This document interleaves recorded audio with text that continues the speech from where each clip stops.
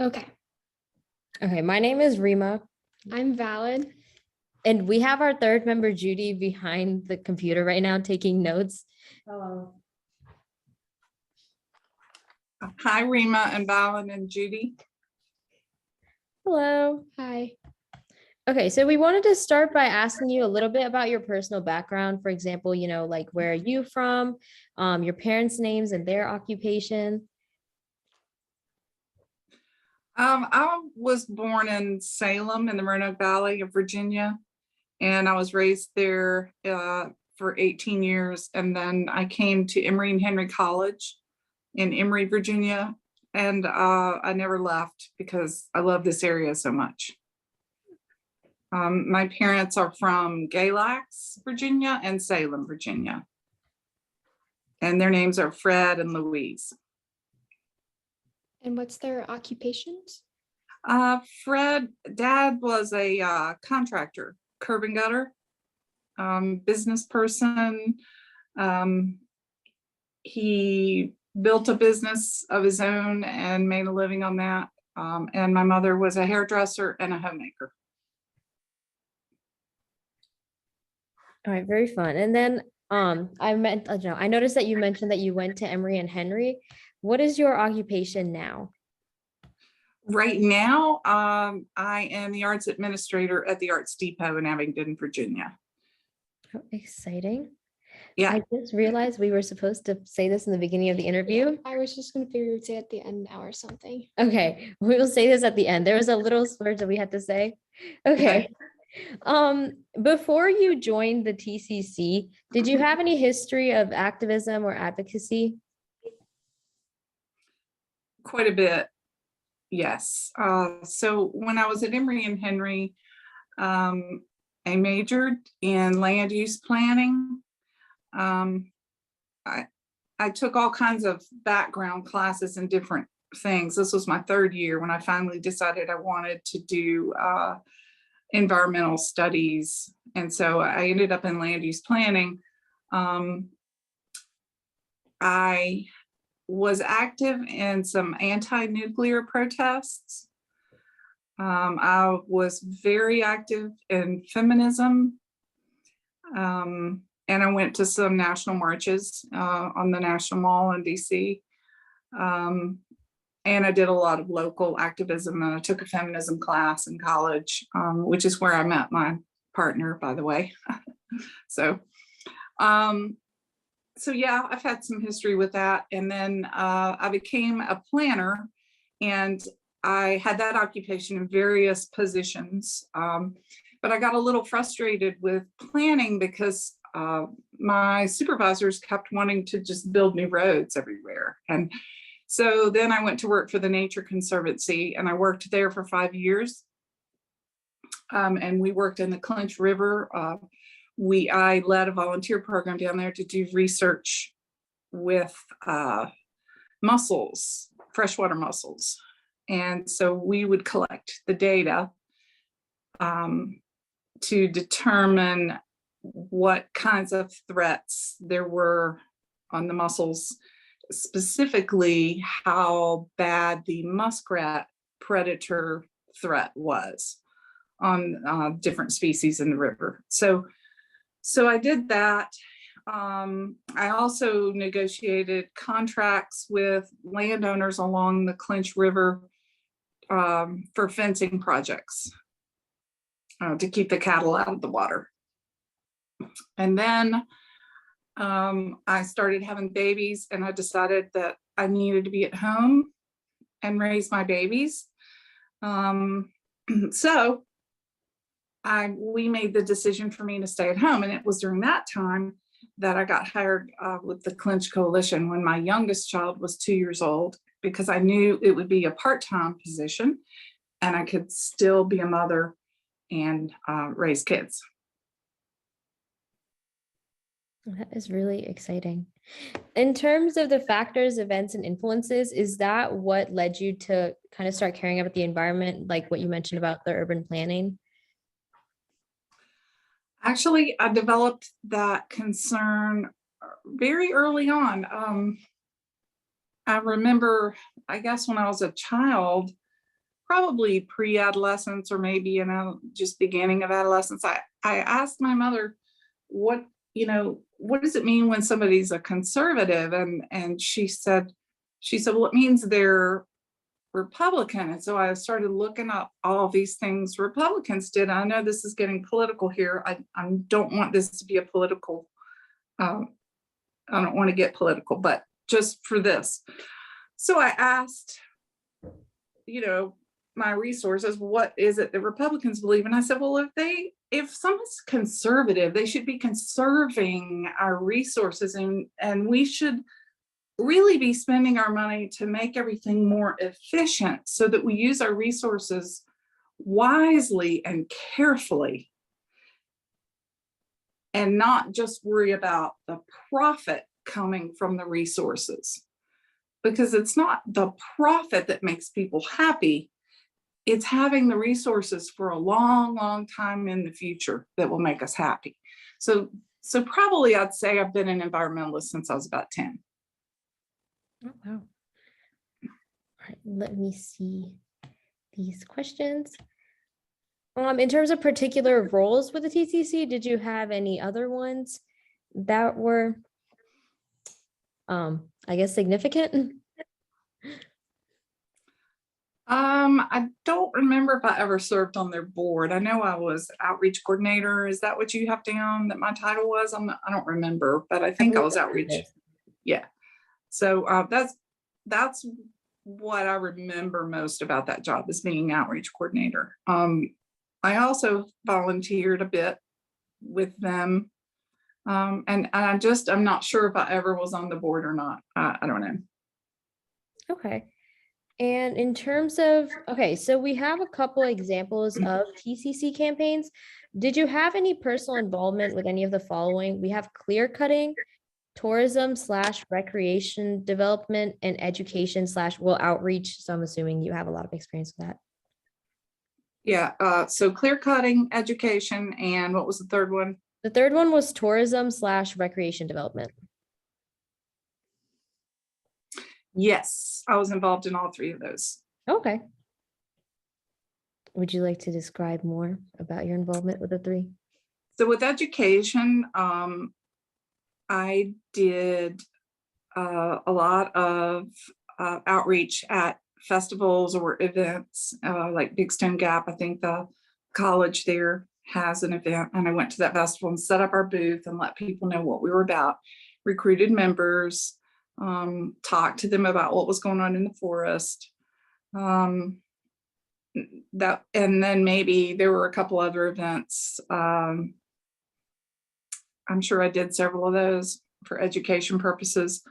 As far as clear cutting, I was involved in the fight to stop the clear cutting with the Forest Service. So the Clinch Coalition at that time had board members, very active board, and they would show up to every single meeting, and we would get into the guts and the details of what the latest was and who had seen what in the forest and what was going on. And the Forest Service had all these different names for clear cuts. And they would say, this is not a clear cut, and this is not a clear cut. Only these few acres are a clear cut. But when we would visit those sites, they would all be clear cuts. 12 damaged saplings per acre is a clear cut. So sometimes that's all we would see left. That might be a slight exaggeration, but it was obviously they were all clear cuts. So we felt like the Forest Service was being disingenuous with us about how they managed the resources of the forest. And one of the things we knew was true is they were managing for a forest that was dominant in oak species, because oaks are what the timber industry wants. And so, of course, a forest, it's a multi-use system, the forest, and we should all be able to use it. And we agreed that timber companies should be one of the uses for that forest. We were not anti-logging, and we also didn't mind a few clear cuts, because clear cuts are good for hunters and turkey habitat. So we didn't mind that. But what we disputed was the amount of clear cutting that the Forest Service was actually doing, and we felt it was damaging the forest. So by managing for oak everywhere, that weighted the forest use in favor of the timber industry. And that's what we opposed. Okay. I know that you mentioned that you went to Big Stone Gap and you did a lot in terms of education. Was that some of your key strategies in early campaigns? We have some examples of that. Like, did you do lobbying, raising public awareness? Is that like one of your was that one of the main strategies used? Yeah, so before I came on, prior to my engagement with the Clinch Coalition, some of the members would go to Richmond to lobby for proper forest management. And they did quite a bit of campaigning to get people to involve themselves in the public comment process. And they also went to public hearings and spoke at public hearings. And I know one of our board members was a lawyer, and he went and spoke against the logging proposal that the Forest Service had initiated at that time. So they did a lot of that kind of thing. A lot of that was before I got there, but they did some of that when I was there. Okay. And then, okay, so we have some questions about gauging community response.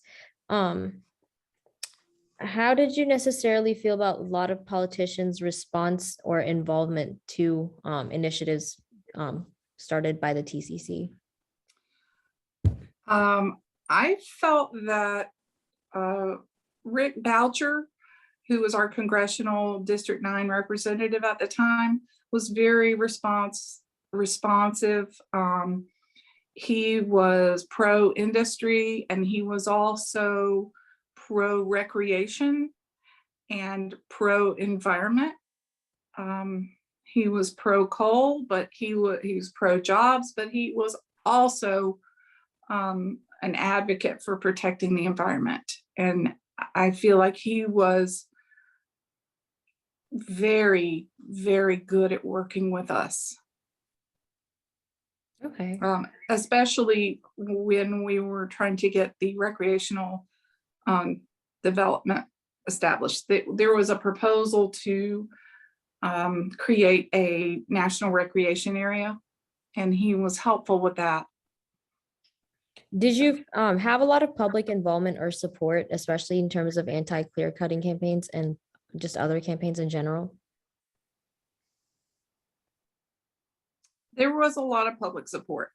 Yeah.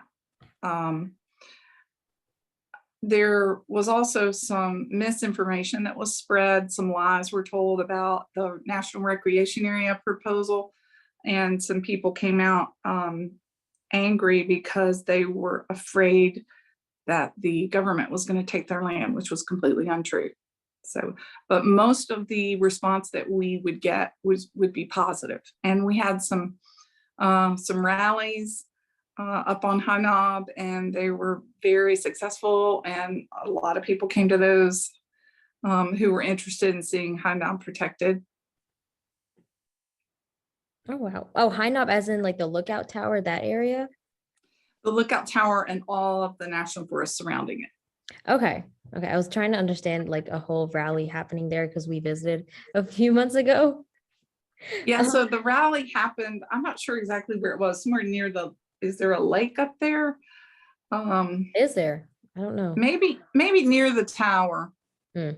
Maybe near the tower is where we had the rally, but it was well attended. Oh, wow. That's interesting. Yeah.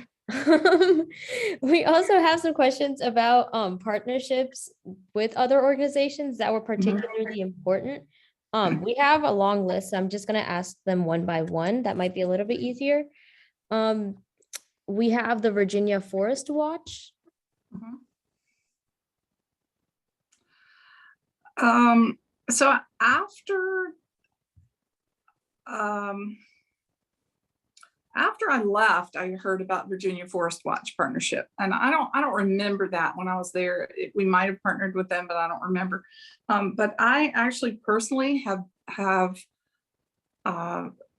engaged in the Virginia Forest Watch's campaign of report illegal logging, and I've actually reported 2 or 3 sites.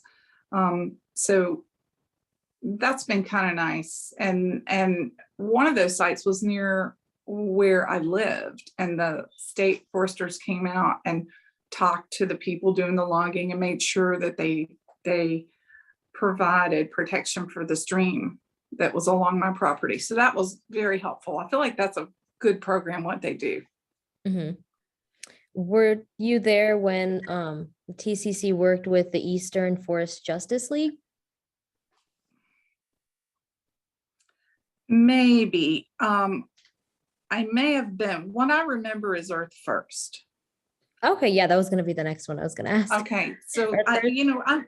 I'm sure I probably met some folks from the Eastern Forest Justice League as well, and they may have done a lot of the research and the data gathering for us to be able to write coherent letters and make coherent comments. But and what I remember is Earth First, and what was so remarkable about Earth First was these people you wouldn't expect, these grandmas who were probably, I don't know, the politics might not have matched up at all, but we didn't talk politics. We were just all there to save the forest. So these grandmas were sitting up in trees in the forest, partnering with Earth First, 18, 20-year-olds, and it was fabulous. And I took my kids there. I have 2 kids, and I took them there to meet the Earth Firsters and the grandmas. And so the grandmas were bringing fried pies. I think it was Nancy and Otis that brought fried pies to the folks that were camping in the forest to save it. And it was a remarkable campaign, public relations campaign, and it really got us on the map, and it was fantastic.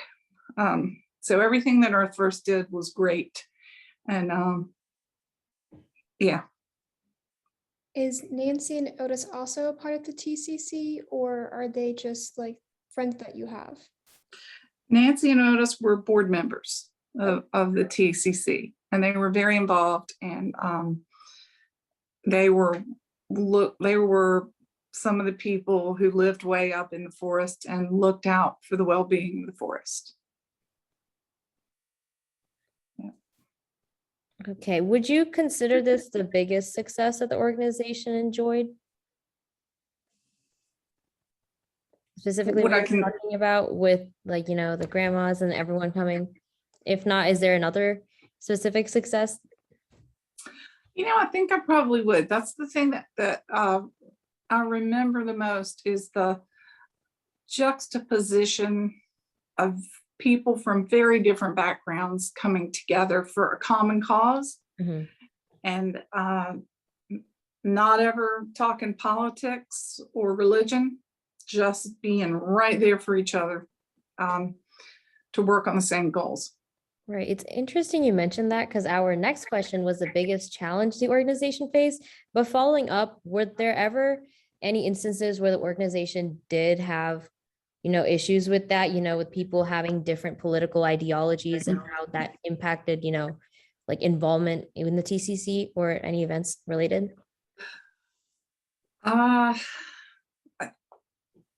That's a hard question.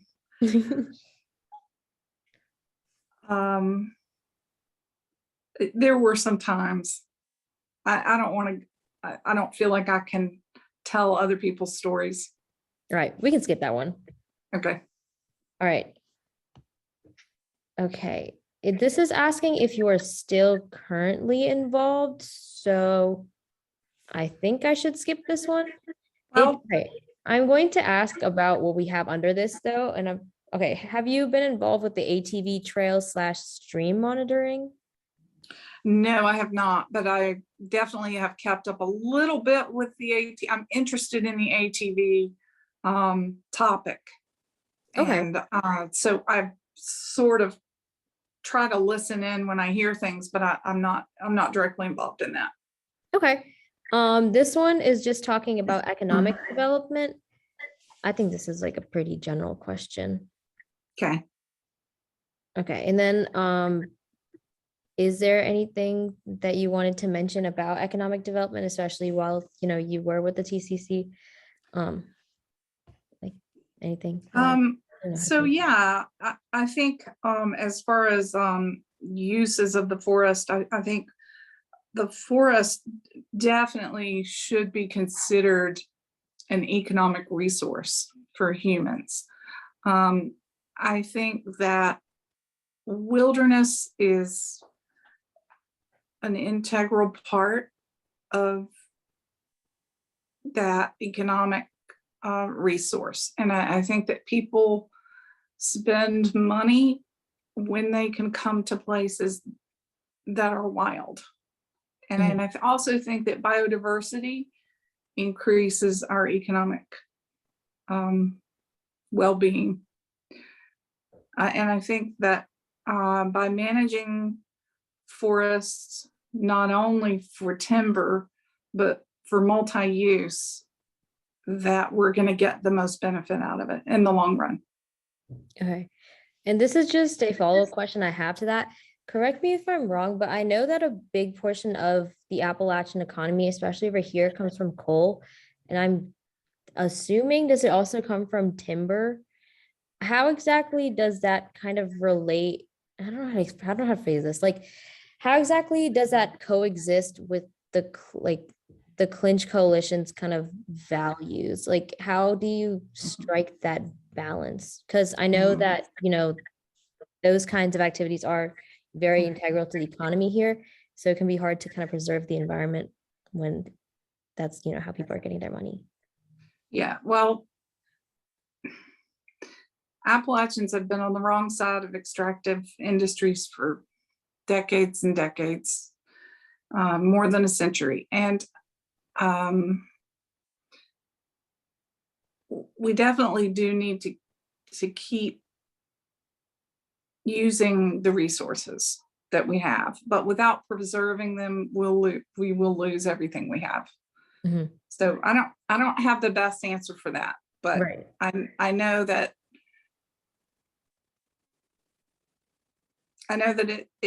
we should look at it with a multifaceted approach, and we should Right. definitely not devalue the recreational opportunities, and we should not devalue the wilderness and biodiversity just because we can't make money off of it. That does make a lot of sense. I also see something about the High Knob Naturalist Rally. Is that what you were mentioning to me about? The one about High Knob? I don't know if that's the one that we went to or not. It might have been. But I think it was different. I think we had a rally that was for preserving the forest specifically. So how long has the High Knob Naturalist Rally been going on? I'm not entirely sure, but I can find out.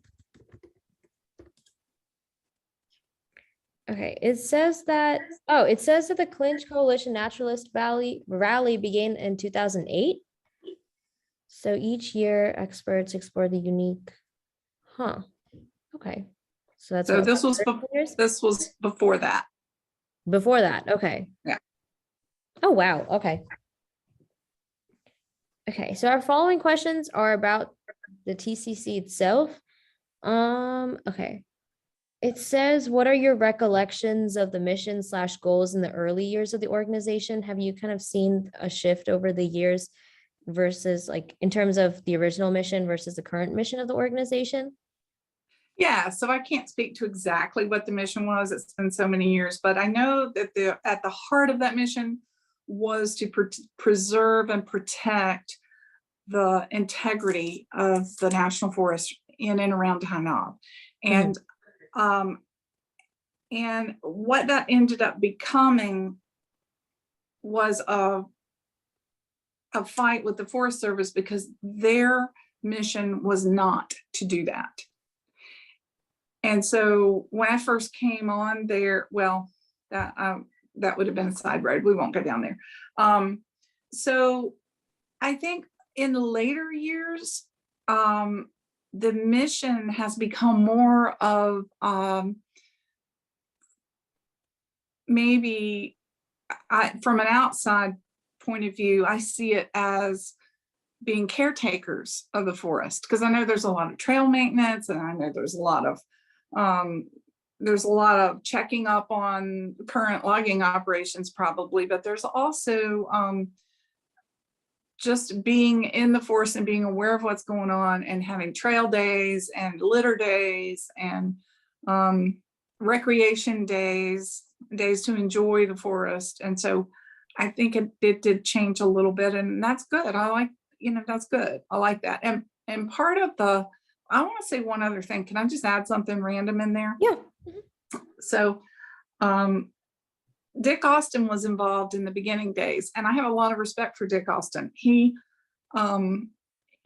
actually led the fight against the APCO, the power company, that was going to destroy the place where I raised my kids.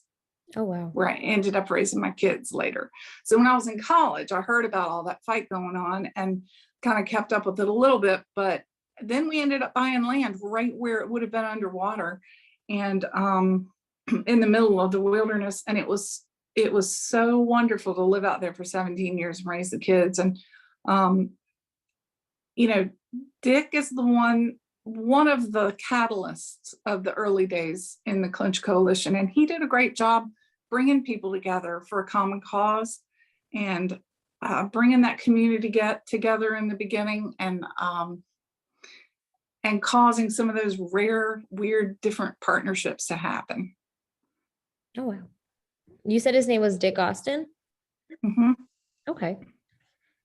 Let us see. And okay, this question is asking about any particular challenges that faced the organization as it grew and evolved. We titled it as any organizational growing pains. I like that phrase. Yeah, that probably goes back to your question about politics. We can totally get this one. Disagreements and things like that. So that happens. Okay. That always happens. And generally speaking, what would you say are the important lessons that you've learned being part of TCC? Okay, so I think that every organization has its place in the environmental world. Like there's the Nature Conservancy, they're very middle of the road. They'll take money from all sides. They'll take money from everywhere, and then you use it for direct conservation. It's a great thing. I don't have a problem with that. Then there's the Clinch Coalition in the early days, partnering with Earth First. And then, and so that's a little more radical on the radical side. It has its use, it has its value, because it balances out the playing field in the environmental world. It gives different people who want to be involved places to go and contribute in their own way. So you have things, you have organizations like Earth First way over there. And then you have other organizations who like maybe Sierra Club would be a little more to the right of that. And then the Nature Conservancy is just very moderate and in the middle. So it's real important to have different viewpoints and ways for people to participate that don't necessarily feel radical about the environment, but they see a project that does look good. Reclaiming coal fields is a very good project. People want to put their money in that, but they don't want to be seen as radical environmentalists or tree huggers. And so I'm fine with being in any of those organizations. Right. Our next question was about your vision for the future of TCC. Is that kind of what your attitudes are, that hopefully in the future that more people, regardless of personal beliefs, will join together and kind of save the environment? Yeah, I think TCC is really good right now at fitting people in who just want to do trail maintenance or cleanups or advocacy. I'm not real involved directly anymore. I give a little bit of money and I keep up with some of the emails, but I don't have a big opinion on where they should go, but I know that I do also want to say that Steve Brooks has been a very big part of TCC, and I think he is the main reason it still survives. He's been very helpful. Okay. Yeah. Okay, so I suppose this might not necessarily have to do with now, but during your time with TCC, do you have any observations about the involvement of younger people in contemporary TCC campaigns? Maybe not necessarily contemporary, maybe in general. I know you mentioned you went to Big Stone Gap and talked with a lot of college age kids. Yeah, there were a lot of young people that, young people would come in and stay with Jerry and Joe, who were older, and help. They would come in and help us with things. I feel like there's always been a good mix. Good mix. Mm-hmm. And I don't know about recently because I haven't been involved recently. Right. Okay. Okay, so our next few questions are just about your reflection on your involvement when you were involved with TCC. What has participating in the TCC meant? Like, what does participating in this organization, what has that meant to you? It was kind of an eye-opener for me. Like, it opened my eyes up to what people who really do live out in very rural areas, even though I did too, but experience from on a day-to-day basis, from industry and from government and from private business, and also just what brings people together was so interesting. Like the things that bring us together when we would ordinarily not have a lot in common. Are there any personal contributions that you are most proud of in terms of your service to TCC? Actually, I wish I could have done better. Really? Now that I am older and have had a boatload of experience and skill under my belt from other things that aren't even conservation related, I could go back now and do so much better. And I often wish I could have done better in my previous jobs because I was young and inexperienced. But I think my energy was good, and I think I'm proud that I was had 2 kids and stayed up until 4 a.m. writing grants, and that would probably be the thing. Oh, wow. Yeah. You'll go get her. Okay, so now we just have final thoughts. Is there anything that you'd like to share or discuss about your experiences that we haven't covered?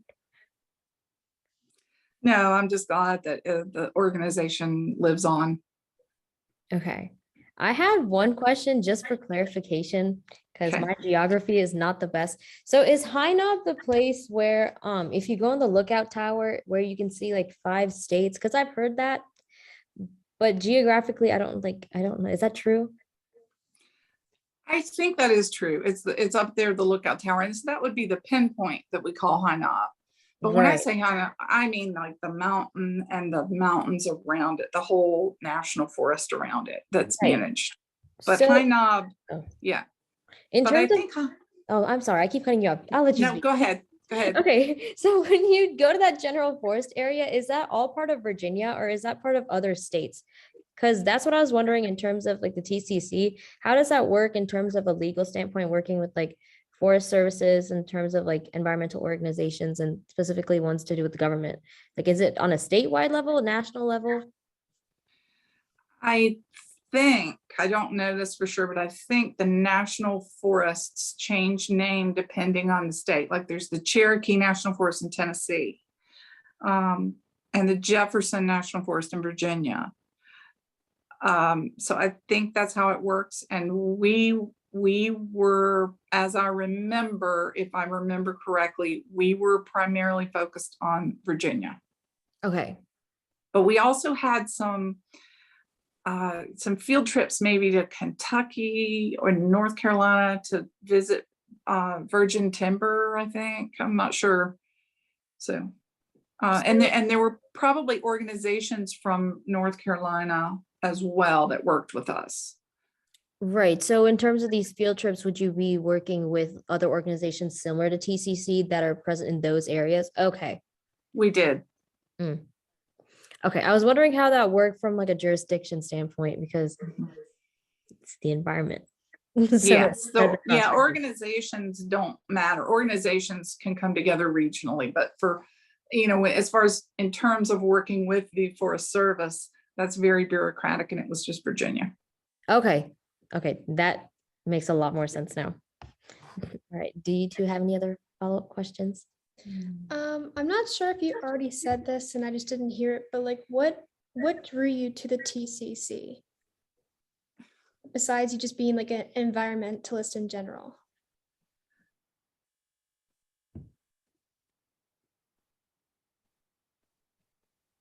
I severely hated not pulling my own weight in the environmental world because I had to quit the Nature Conservancy in order to raise my babies. I felt like I did.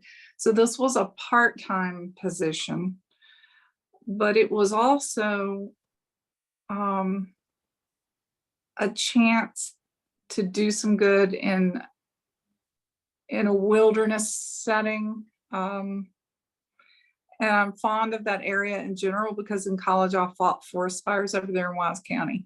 So I knew the area well. And I wanted to get to know the people over there and the land better. You said they had forest fires here?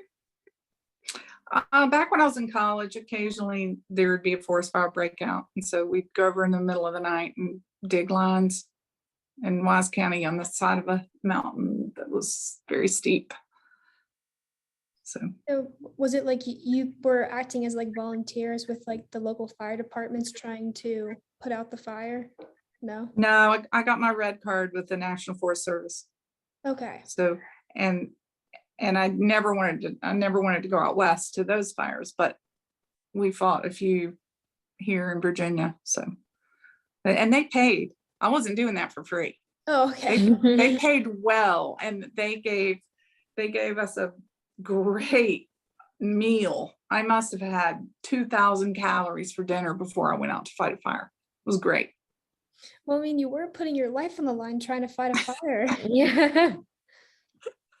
The fires in Wise County, it's wet forest generally.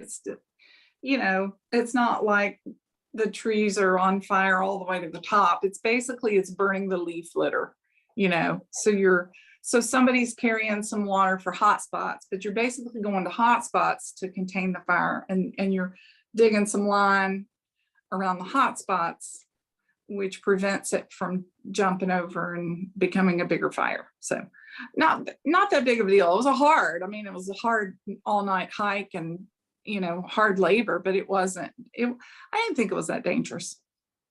Oh, okay. Did you get your red card? Did like the TCC prompt you to do that, or did you have it previous to it? Oh yeah, this was way back in the early 80s. And so this ranger came to Emory and Henry looking for people who wanted to get certified to fight fires because he needed a team. And, yeah. So, it was good money back. It was $7 an hour, which back then was a lot of money. So Yeah. I got a big fat check. It was great. Did you ever have like issues where because I know like you talked about ones where like you had to like fight for like the area, or someone had to fight for the area that you were going to eventually raise your kids, and like if they hadn't fought that, it would have been underwater. So like are there any like plans that like the TCC has ever had to do that like involve trying to prevent land from being submerged in water? I don't know if they were involved in any dam building projects or not. That was going to be a pump storage unit, which didn't make any sense at all. And but anyway, we used the same tactics against the Forest Service. Basically, as Dick Austin put it, we were so many flies that they were having to swat. It interfered with their job and slowed it down enough so that we could get public comments in and we could actually make some headway on reducing the clear cutting. But I don't remember any other flood projects that we were in. Basically, it was just forest management. Okay. Do you guys have any more questions? I did not. So what are you all going to do with the data that you get from all the videos? What's your plan with it? Like, how are you going to put it all together? I know we have to like present this to our class because like each person has like or each group has like one individual person, so it'll obviously be different for each group. But then I think we plan on storing the oral records here. They're being archived at the local community college for the organization. Yeah. Yeah. Well, I hope that maybe you will recruit some new members to the Clinch Coalition. I hope so. Me too. So I suppose we're supposed to lead in with a certain script, but I suppose we can lead out with it. So I will That sounds say, great. okay, the following interview was conducted with Karen Moore as part of the Clinch Coalition's 25th anniversary oral history project. The interview team includes Rima Irfan, Judy Zhao, and Valen Greavy. The interview took place over Zoom on November 16th, 2021. Thank you so much, by the way. Yes. Thank you all. It's good work you're doing. Thank you. Thank you. All right. Bye-bye. Bye. Bye.